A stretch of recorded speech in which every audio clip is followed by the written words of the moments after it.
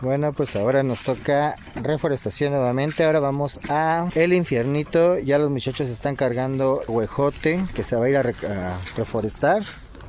Ya se llevó una camionetada llena, llevamos como 1188 árboles, ahorita vamos a llevar otros más. Y después vamos a llevarnos también la planta polinizadora. Bueno, pues ya toda la planta que nos trajimos, ya la están trayendo aquí los muchachos. Y ya la tienen aquí. Cuidado, hijo, si no puedes con tantas, no te lleves tantos. Bueno, pues ya venimos por la última planta polinizadora que nos faltaba traer. Es esta, que es el cigarrillo, que es un arbusto. Entonces ya nada más ahorita le empiezan a acomodar a los muchachos ya para llevárnosla.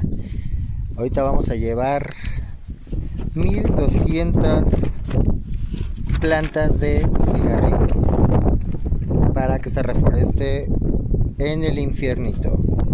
La lluvia, está haciendo viento, está nublado, pero pues a ver, tal. Le van a echar los kilos para apurarse rápido los muchachos.